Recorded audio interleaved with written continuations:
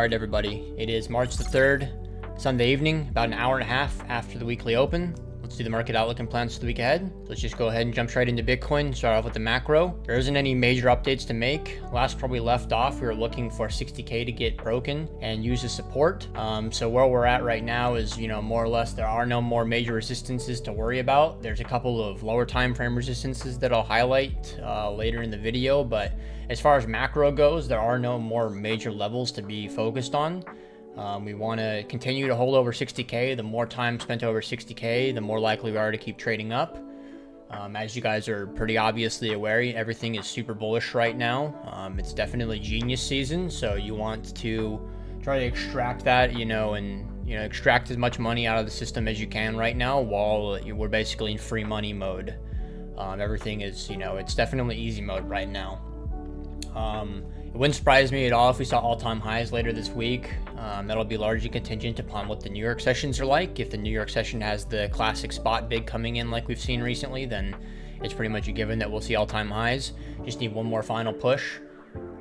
Something really important to pay attention to that I've already mentioned recently is, once we officially break all-time highs, at like whatever it is, like 69K, that's when we're going to see the news cycle really start to hit. I think we're already probably at the stage where some retail money is probably starting to flood back in now.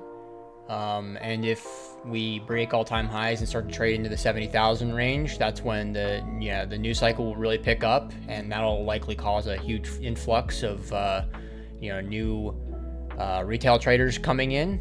And that's basically the dream. That's what we've been waiting for 2 years or whatever now. The next kind of big wave of noobs to trade against. So everything looks pretty good overall. On the macro, there really isn't too much to say, right? The trend has gotten pretty wild. It's basically parabolic at this point, but I don't think that that's a reason why it can't kind of trade upwards. The kind of classic argument that I'll keep making is that rather than seeing any significant pullbacks, what we'll likely see is just sideways consolidation, which will allow for value to shift upwards and kind of converge with price rather than price coming back to it. The only other thing that I wanted to maybe cover, right? So the obvious bull argument is that as long as we're over 60K, the more likely we are to trade up. As far as levels go, I will just kind of have to be playing it by ear. I'll be using standard deviations from VWAP, and I'll use composite structures. The alternative scenario that I wanted to talk about is that there is always a scenario that we see like a big wipeout move. I'm not really planning for this that much, but it does always make sense to be somewhat prepared for something like that to come. So I think the most kind of painful scenario will be us trading back violently in the towards the 30 or 40K region, as just a major kind of wipeout move, and then we would probably eventually round that out and dolly back up. That's what I was talking about on the stream last week. So I think that that's like the max pain scenario. As it stands, though, I think that we continue to trade sideways. Bitcoin's fighting for acceptance outside of this range right now, which would be pretty wild for us to basically have another one of these kind of moves. Kind of just showing how much momentum there is in the market. So, that's pretty much it for the higher time frame. There is always a scenario that we see a deeper pullback. I would imagine that probably happens after the halving comes through, which is in about 2 months from now. So, yeah, I'm just playing it by ear. I'm pretty heavily risk on. I've been spot long for a pretty long time now, but as far as positioning goes, pretty risky right now.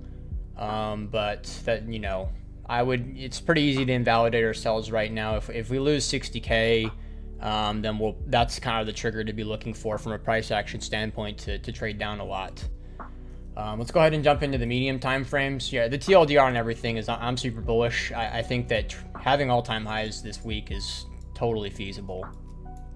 As far as medium time frame goes, one of the key things I wanted to focus in on was this previous composite range right here. So 40, 64.1, give or take. That is our kind of last resistance that has any weighting at all. And we did reject off of that just now, but I think that we'll probably be able to accept over that. So the way I'm looking at it right now is that, go ahead and redraw this really quickly because that's old.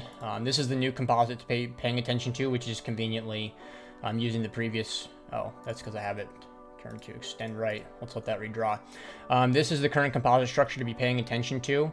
You know, if you zoom in at this, it looks super bullish, right? The way that it's, you know, it's kind of a classic meme triangle. You guys know I love the meme triangles when we're in genius season. So I think that, you know, worst case scenario on medium time frame is that we reject off of this region again and kind of pull back into value. And from there, we could probably chop upwards and break. There's also just a pretty reasonable chance that we just break outside of this. If we start to accept outside here, it'll be, you know, kind of teleport move.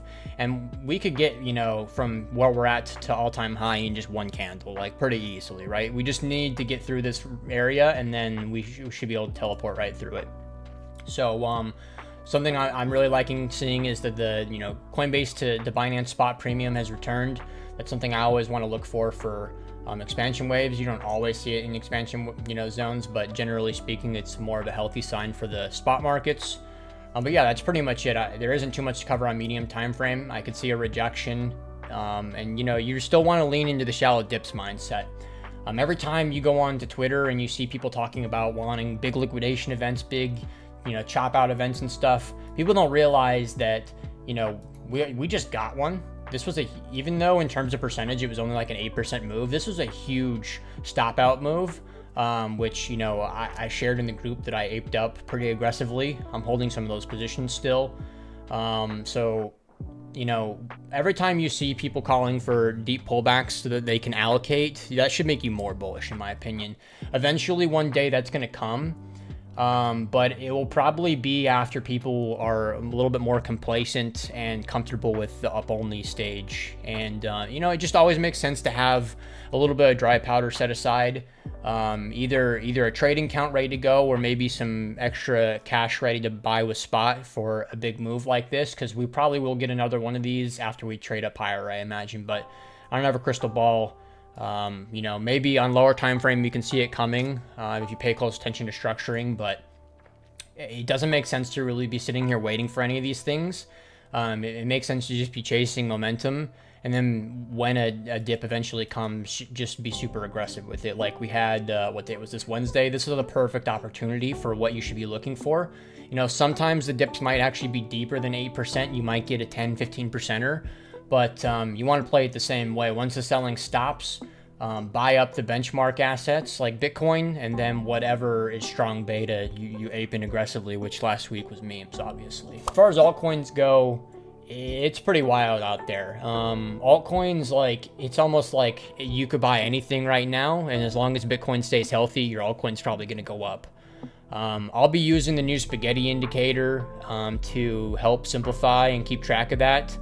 We have an insane amount of tickers woven into the new spaghetti indicator, so that's going to make staying on track of all the different tickers much more feasible. The reality is it's kind of hard right now to single out what altcoins that you should be prioritizing from a charting perspective. I think that this is where the spaghetti stuff is really going to come in. If you're interested in gaining access to the spaghetti template and learning how to properly utilize it, you should consider joining the Paragon group. Obviously, last week, memes are the green line. And memes basically shit on everything last week. Pretty obvious, you know, just gross outperformance from meme coins. So I'll just be paying, you know, very close attention to what the spaghetti is telling me. And this is going to be one of the main tools for my trading for the foreseeable future, is just using this to have an idea of what's actually strong. Yeah, that's pretty much it for the week, guys. Good luck out there. I think that this is the time to be like, if there is ever a time to be dumping all your energy and time into trading and grinding, this is it. I would also caution you that if we're as bullish as it kind of feels like we are, it's not going to be something that takes like a week and it's over. This is something that's probably going to last for several months, maybe even like a year or two. So yeah, get out there and best of luck. Cheers, everybody.